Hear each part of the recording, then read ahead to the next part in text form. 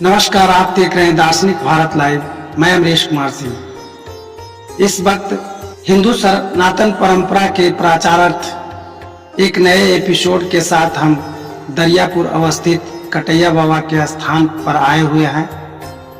हमारे बीच आचार्य पतंजलि शास्त्री जी और इस मठ परिसर के पीठाधीश्वर महंत राम सुंदर शरण महाराज जी मौजूद हैं।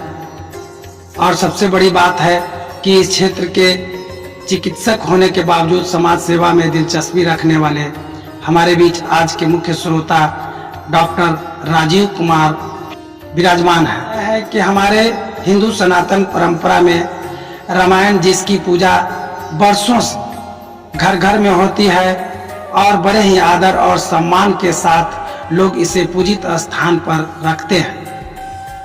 रामायण जो हिंदू सनातन परंपरा का आधार स्तंभ है, पर इसकी खास विशेषता और इसके जो स्तंभ हैं, जिन चीजों पर यह फोकस करता है, आज इन्हीं बिंदुओं पर मुख्य रूप से हमारे आचार्य साहब के द्वारा व्याख्यान संपादित होंगे। कार्यक्रम को स्टार्ट करने से पहले डॉक्टर साहब से जानना चाहें, जो हिंदुओं की जागृति में कमी गिरावट देखा जा रहा है, इसी उद्देश्य से यहाँ पे सत्य सनातन से संबंधित धर्मशास्त्र ज्ञान विज्ञान का चर्चा किया जाता है। इस संबंध में आप क्या कहना चाहेंगे? मैं इस संबंध में आप लोगों का तो सबसे पहले हृदय से धन्यवाद करना चाहता हूँ। पतंजलि शास्त्री जी को भी धन्यवाद करना चाहता हूँ और बाबा जी को भी धन्यवाद करना चाहता हूँ। और इस मठ में, मंदिर में भगवान जो विराजमान हैं, ये आज से नहीं, करीबन 150 पौने 200 वर्ष पूर्व इनका निर्माण कराया गया था कटैया बाबा के द्वारा। तो ये जो प्रचलन आप लोग अभी शुरू किए हैं, लोग इसके बारे में जाने। बहुत सारे लोग अनभिज्ञ हैं अभी इस चीज़ से कि यहाँ पर भी इतना भव्य मठ मंदिर है, लोग जानते नहीं हैं। और इतना भव्यता के साथ भगवान विराजमान है यहाँ पर, इसके लिए तो मैं यही कहूँगा कि ये हमेशा से ही आप लोगों के सानिध्य में बढ़े ये। और बहुत ही अच्छी बात है फतुहा वासियों के लिए कि दूर दूर से लोग यहाँ पर आते हैं। नेता अधिकारीगण भी मैंने देखा है न्यूज़ में आप ही लोगों के माध्यम से कि यहाँ पर आकर के अपना सर झुकाते हैं और भगवान का नाम लेते हैं। और इसी तरह से इनकी कृति बनी रहे। हम लोग इसी के साथ हम लोग मिलजुल करके इसको आगे बढ़ाने का प्रयास करें। और आपका बहुत बहुत धन्यवाद जो इस कृति में आपका नाम सबसे ज़्यादा ऊपर आ रहा है, अमरीश बाबू, और इसमें आपका बहुत बड़ा योगदान है। इसके लिए हम आपको दिल से धन्यवाद देते हैं। बहुत ही अच्छा कार्य कर रहे हैं आप लोग बाबा सबके साथ मिल करके। और यहाँ के जितने भी सारे लोग हैं, सब लोग आपका साथ दे रहे हैं। और बाकी सारे लोगों से भी हमारा यही कहना है कि आप लोग इस मंदिर में आएँ और देखें कि यहाँ पर कितनी भव्यता है और इसको और उत्कृष्ट बनाने में अपना योगदान करें। बहुत बहुत धन्यवाद। रामायण जिसमें पूरा हिंदुत्व का दर्शन होता है, इसके जो स्तंभ है, ज्ञान, भक्ति, कर्म और दीनता, इन्हीं मुख्य बिंदुओं को आधार बना करके हमारे बीच आचार्य पतंजलि शास्त्री जी अपने ज्ञान से हम लोगों को कृतार्थ करेंगे। मम शरणं मम श्रीराम शरणं मम श्रीराम शरणं मम श्रीराम शरणं मम केकी कंठाभनीलं सुरवर विलसद विप्रपादाब्ज चिन्नं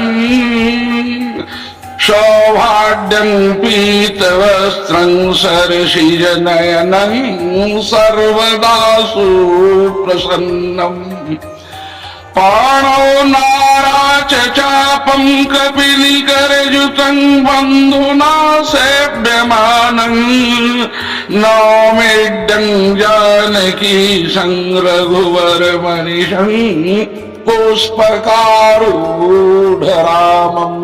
जानकी वल्लभो विजयते तराम।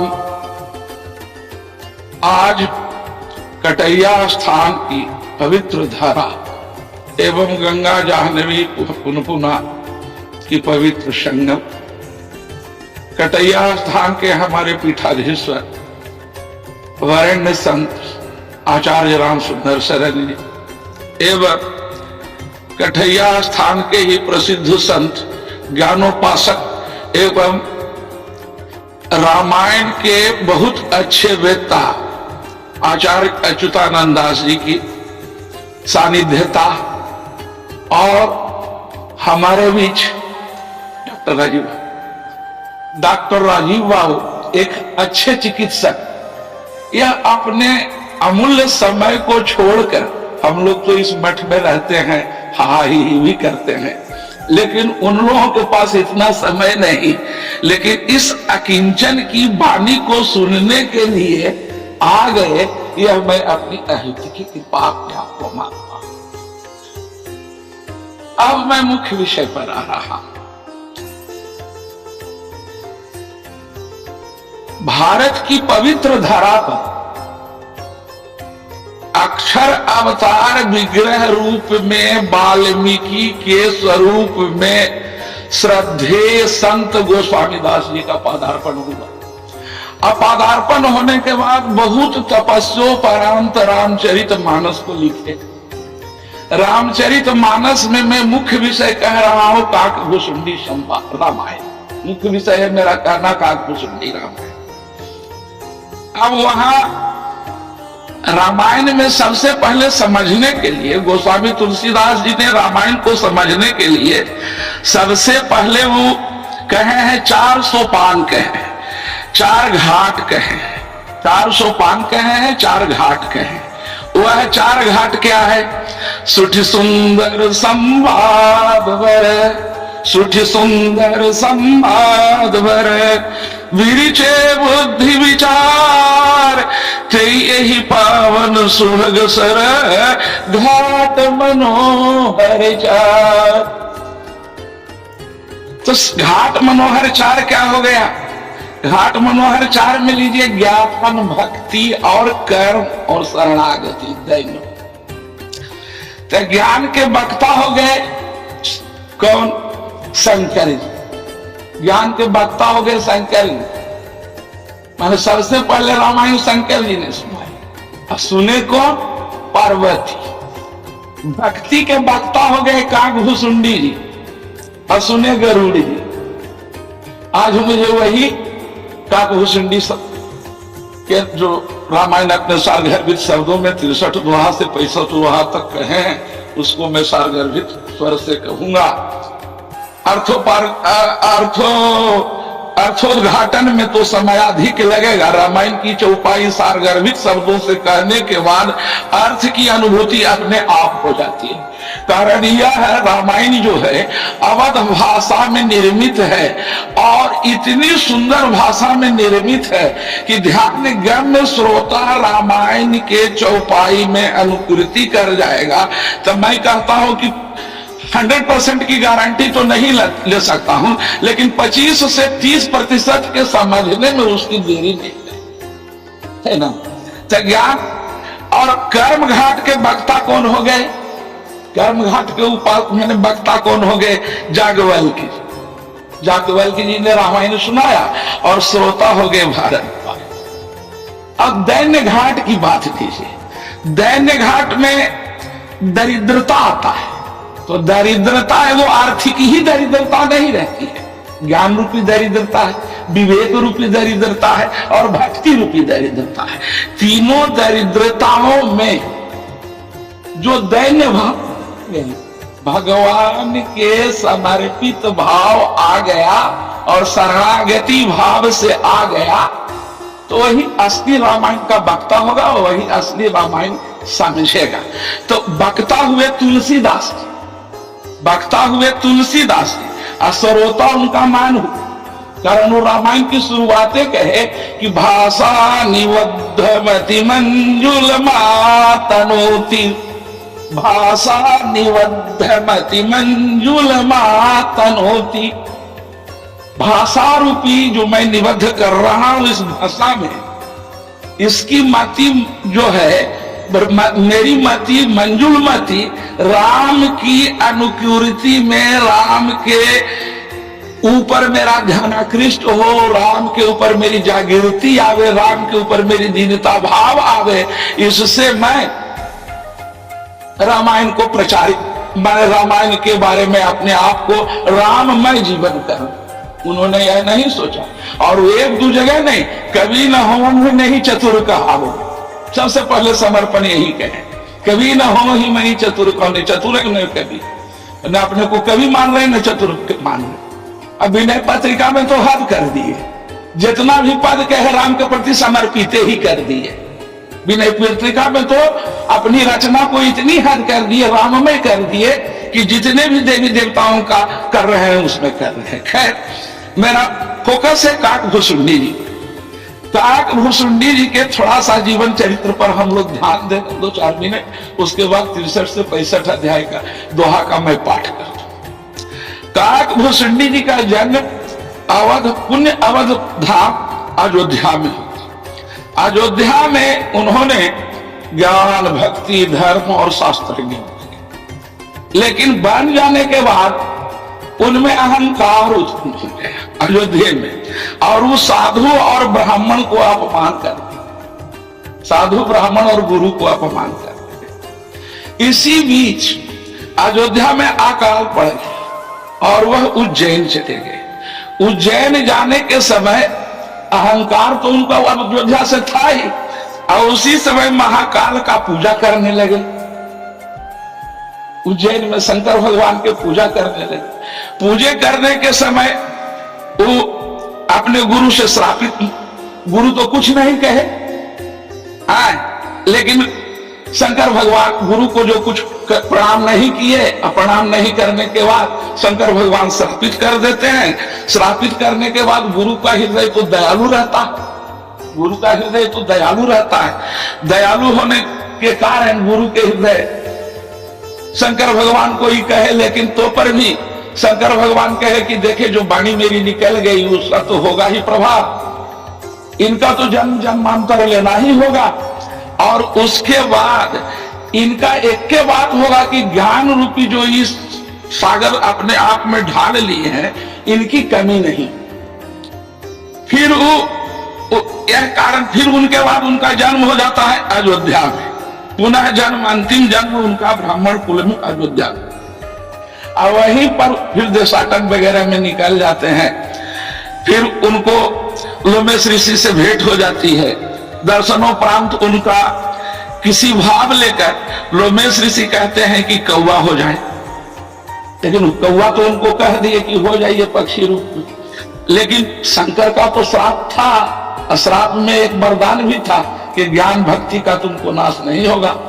तो ज्ञान भक्ति का नाश नहीं हुआ, और उनका जैसे बीच में, उनको जैसे बीच में राम की भक्ति में कथा का हुआ करने लगे, और वहीं से अंतिम रामायण में काकभूषुंडी संवाद 63 दोहा से शुरू होता है, और अंतिम उत्तरकांड लोमेश ऋषि पर, समूचे लोमेश ऋषि की जन्म के बाद यह जो राम भक्ति 63 से 68 दोहा कहते हैं, यही 63-68 दोहा जो रामायण को कहे, इसी रामायण होने के कारण रामायण में जो कहे यही उनको भक्ति रूपी घमंड हो गए, और अहंकार इज्जे पर ही से जारी जाता है। और 69 दोहा से ही शुरू हो जाता है, जाकर के 110वां दोहा में ही समाप्त हो जाता है। रामायण के अंतिम भाव खत्म। मैं 63 दोहा से 68 दोहा तक का मैं पाठ रामायण का कर रहा हूँ। और रामचंद्र की जय। श्री राम शरणं मम नाथ कृतार्थ